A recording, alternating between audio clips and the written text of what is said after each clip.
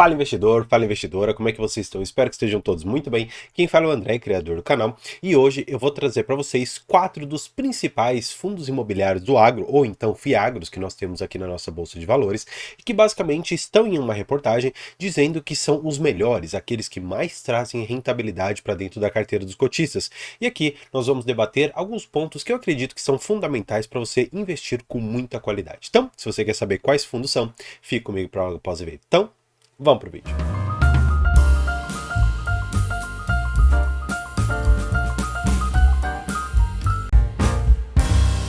Bem, como eu sempre trago aqui para vocês, eu não gosto de ficar escondendo o ouro, eu gosto realmente de trazer a notícia, o conteúdo aqui para vocês, porque eu acho que é muito mais valioso o resto do que eu vou trazer para vocês do que efetivamente uma lista aqui de fundos. Afinal de contas, eu acredito que vocês têm a real capacidade de filtrar ali e ver qual é o maior dividendo e enfim sair comprando qualquer fundo imobiliário, qualquer fundo do agro que esteja trazendo um dividendo muito alto. Bem, aqui eles colocam FIAGROS, campeão de dividendos, que pagam 1,44 e fundo que desenvolve aqui 1,34 sem imposto de renda. Veja o top 5 de outubro. Bem, vamos lá.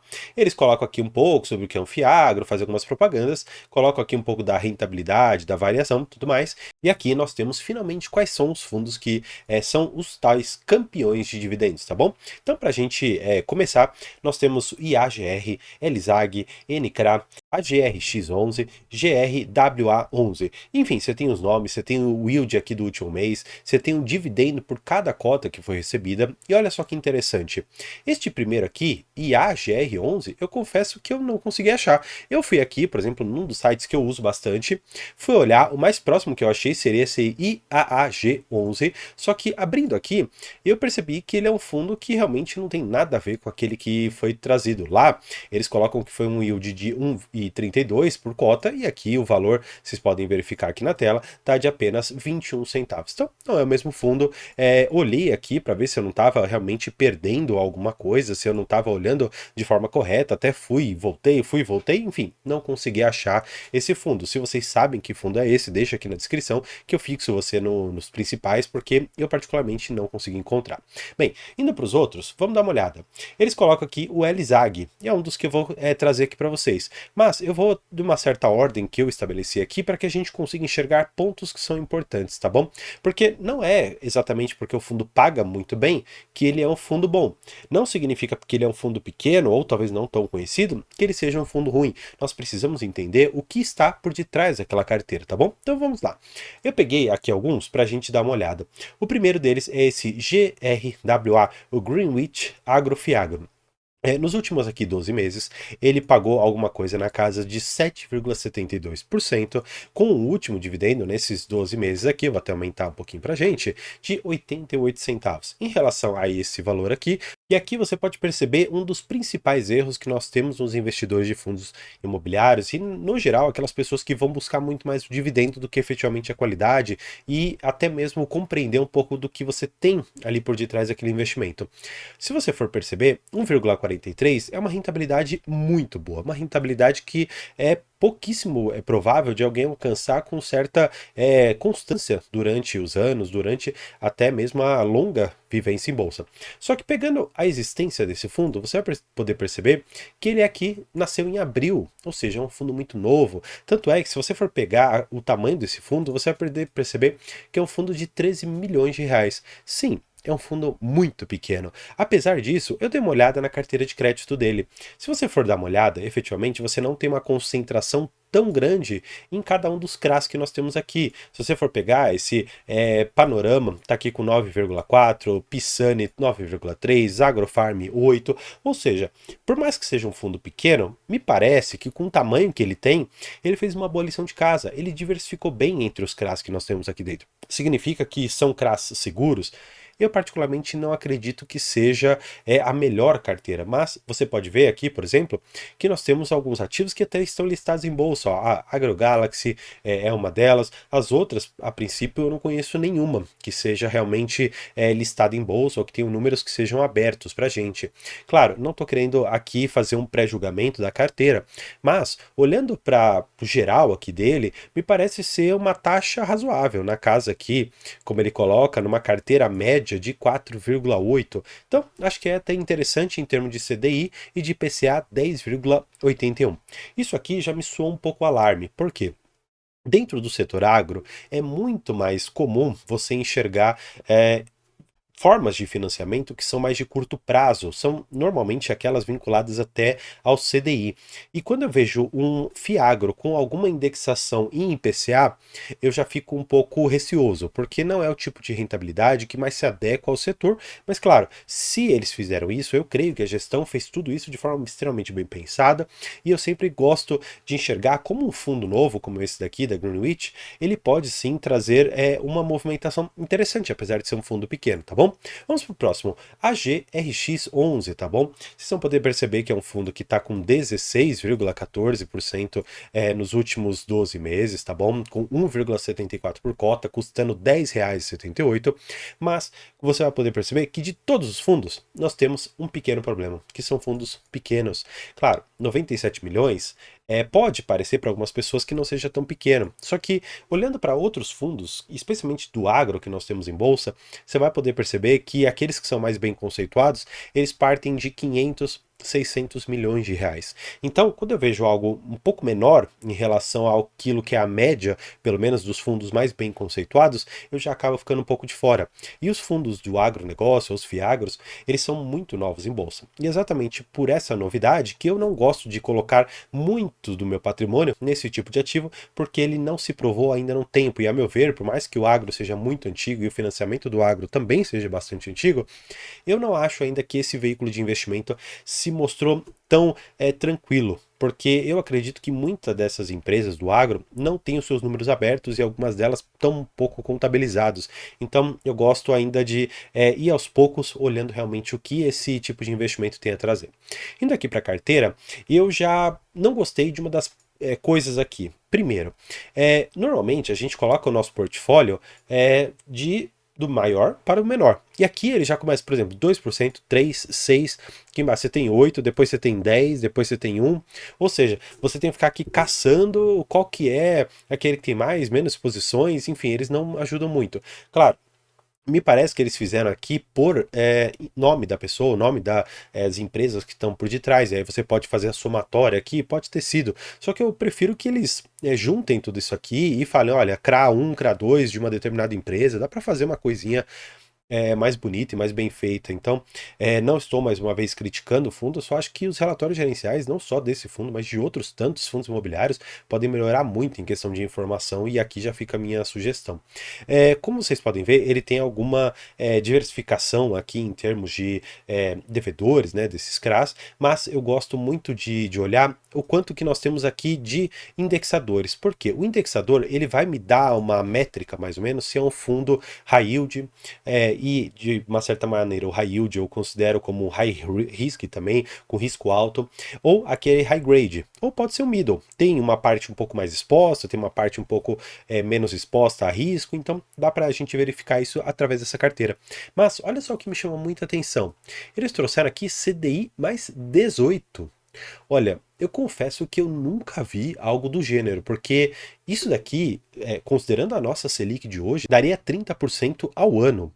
Não sei, eu acho que é realmente muito puxado. E claro, por mais que seja 2% da carteira, eu acho que não é algo muito saudável, tá bom? Se você for ver, os outros estão aqui na casa de 3, 4, 5, 7, ainda assim é bastante alto em termos de CDI, é muito mais normal você ver para pessoas que têm menor apetite a risco, aceitar um CDI mais 3, mais 4 já é bastante coisa. Tanto é que se você for pegar os principais fundos do agro, você pode perceber que os indexadores estão muito mais rodando nessa faixa dos 3, 4 até no máximo 5% do que acima desses valores. Então, isso aqui me chama atenção, levando a, vamos dizer assim, classificar esse fundo como um high yield e, consequentemente, também um high risk, ou seja, um risco muito alto aqui dentro, tá bom? Vamos para o próximo. O próximo seria o LZAG, tá bom? O Leste Fundo de Investimento no Agronegócio, com um dividend yield de 17,35% ao ano, pagando nesses últimos 12 meses R$18,20. Indo para o relatório gerencial dele, eu acho que é interessante a gente passar mais uma vez por algumas questões que eu olhei nos outros fundos, e aqui também é interessante. Olha só, um patrimônio líquido de 98 milhões de reais. Você vai me questionar se isso aqui é grande ou não, mas como eu falei lá no agro, no AGRX11, aqui no LZAG, eu também acho que é um patrimônio ainda baixo para o setor. Eu ainda não ficaria tão confortável em colocar meu patrimônio aqui dentro, considerando este tamanho, tá bom? Vamos lá para a carteira de crédito dele para a gente dar uma olhada. Indo aqui para baixo, você vai poder perceber a diversificação, enfim, onde ele está exatamente. Mas eu gosto realmente de olhar a carteira, ó. E eles nem têm a carteira por ativos, ou tem, tá aqui em cima, ó. Você vai poder perceber, ó, em relação à exposição do patrimônio, 17,8 nessa revenda agrícola. Olha só, gente, isso aqui para mim não é nada bom, ó. Revenda agrícola tem vários deles e é quase todo o fundo dessa revenda. Então, não me parece que tem uma diversificação, me parece que há, na verdade, uma concentração muito grande. Claro, se você conhece, porém, essa revenda agrícola, você vai, de uma certa maneira, me dizer se isso é saudável, se não é, se isso é interessante, se não é, mas me parece que há aqui uma concentração muito grande. Claro, ele coloca aqui como ativo investido. Ele não me diz, de uma certa maneira, se isso é da mesma empresa, se não é, mas me parece realmente muito problemático você investir num único segmento. E especialmente na revenda, você acaba tendo um gap de margem, ou você tem um ganho muito pequeno em relação às outras cadeias que você tem do agro. Então, você ter alguma coisa aqui de CDI mais 6, mais 7, mais 8% e uma exposição grande, como a gente está vendo aqui, quase 18% do PL em um único CRA, para mim, é fora de cogitação. Não existe a possibilidade de eu expor meu patrimônio de forma tão vinculada a um único CRA, a um único devedor, que pode dar um calote, pode ter algum problema e você, como investidor mais assíduo, já deve saber que a Americanas, que era uma das AAA em termos de crédito, acabou se tornando o que virou, uma empresa que faliu. Então, eu não acredito realmente que dê para a gente colocar a mão no fogo por nenhuma empresa, e é exatamente por isso que eu não coloco o meu patrimônio em um tipo de empresa que tem 17,8% de exposição num CRA. Então, isso para mim está fora de cogitação. O último fundo que eu vou trazer para vocês é o NCRA11. É um fundo que trouxe um yield aqui na casa dos seus 16,81%, pagando R$ 1,80 por cota nesses últimos 12 meses, trazendo nesse valor aqui um yield bastante elevado. Como eu fiz nos outros, vamos dar uma olhada aqui, ó, valor patrimonial por cota, está muito próximo aqui de 1, mas você vai poder perceber que é um fundo de 46, quase 47 milhões de reais. Vamos dar uma olhada na carteira de crédito. A carteira de crédito dele, por mais que possa ser bem diversificada, eu ainda assim, como falei para os outros fundos, e aqui ressalto a minha preocupação, é ser algo muito pequeno. Quando você não tem a possibilidade, por conta das restrições financeiras que o fundo tem, de você diversificar para mais pessoas, isso acaba engessando muito o fundo. Você fica muito na mão de alguns únicos devedores, e isso me preocupa muito, especialmente em pessoas que estão buscando iniciar na Bolsa de Valores através dos fundos imobiliários e buscando talvez um yield maior, buscando talvez uma rentabilidade maior, podem acabar se frustrando. E claro, se você não conhece histórias como essa, eu te convido a conhecer, por exemplo, a HCTR, a conhecer DEVA 11, Tord 11, enfim, outros tantos fundos que acabaram trazendo uma baita de uma desvalorização para o seu cotista. Por quê? Porque ela traz com diversos dos nossos indexadores de inflação, como CDI alto, como IPCA com uma inflação muito alta, acabavam dando rendimentos na casa de 1,5%, 2% ao mês. E essas mesmas pessoas que achavam que esse rendimento seria para sempre, hoje veem suas cotas desvalorizando 60%, 70%, 80%. Então, talvez aquele dividendo que você recebeu de 20% no ano não tenha, e eu aqui garanto que não compensou, a desvalorização de 70%, 80% que você teve na sua cota, tá bom? Então, tidas essas lições, vamos passar mais uma vez para esse fundo aqui para a gente dar uma olhada na carteira de crédito, tá bom? Ó, eles colocam aqui o quanto que nós teríamos, o valor financeiro que foi aplicado aqui em milhões de reais, me parece que foi bem diversificado aqui, porque o volume que eles têm, tá bom? Em relação ao pipeline indicado, me parece algo razoável. Será que eles têm aqui em questão de quanto que tem em cada um? Ó, vamos lá. quanto que eles distribuíram, legal. Eu acho que é interessante você dar uma olhada no histórico, o número de cotas que eles têm, porque isso mostra um pouco da movimentação do fundo. Isso é bastante interessante, tá? Ó, vamos lá. O que que eu acho interessante? A gente sempre olhar em relação ao patrimônio do fundo, quanto que você está exposto a determinados ativos. Me parece que eles fizeram a lição de casa, tá aqui bem diversificado, na casa de 6, 5 e, enfim, 4% em alguns tantos fundos. Agora, o que que eu acho que é importante você ver? Quais são os devedores que você tem por detrás. E aqui ele coloca o código. Então a gente teria que ir atrás de cada um desses códigos para saber exatamente qual seria o devedor. Isso não é tão interessante ver exatamente como que ele foi estruturado. Mas claro, aqui a gente pode ter uma noção mais ou menos de como que tá. Me parece que no geral ele não tem uma exposição muito específica a um determinado devedor. Então parece que é razoável. Portanto, de todos esses fundos, e mais uma vez mostrando para vocês que essa notícia ela pode te induzir a alguns erros. O principal erro de todos, a meu ver, é você acabar sendo atraído exclusivamente pelo yield e acabar se esquecendo que por detrás daqueles ativos você tem devedores, você tem um tamanho do fundo que de vez em quando pode não te dar uma vazão se você quiser se desfazer das suas cotas. Então existem inúmeros fatores que você deve levar em consideração na hora de investir. Não só o retorno, mas na verdade o risco e o retorno que você espera e também a questão de quanto que a sua carteira hoje permite aceitar esse risco.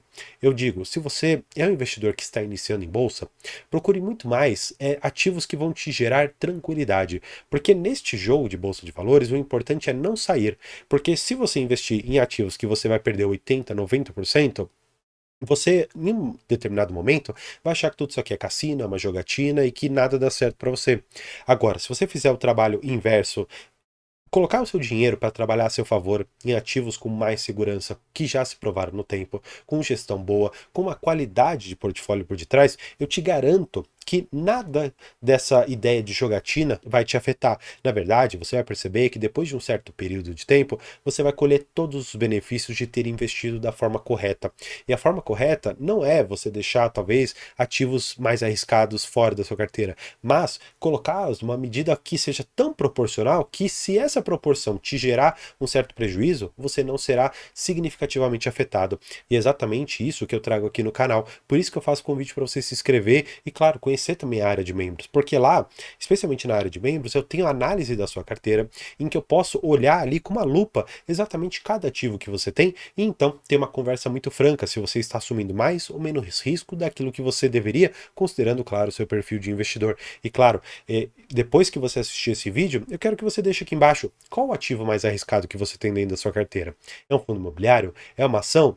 E se essa ação te deu prejuízo? Deixa aqui embaixo quanto que foi, só para eu saber quanto que estamos perdendo. Na minha carteira, principalmente, eu tive um erro lá atrás, que é o fundo RECT 11. Um fundo que eu acabei comprando pelo yield alto, mas infelizmente não olhei para diversas coisas que eu precisava olhar. Só que a minha carteira já estava de uma certa maneira construída em cima de ativos um pouco mais sólidos, e isso não fez com que eu saísse da bolsa de valores. Então, quero compartilhar meu erro com você, para você então se sentir confortável em compartilhar o seu comigo. Espero que tenha gostado do vídeo e por hoje é isso. Muito obrigado.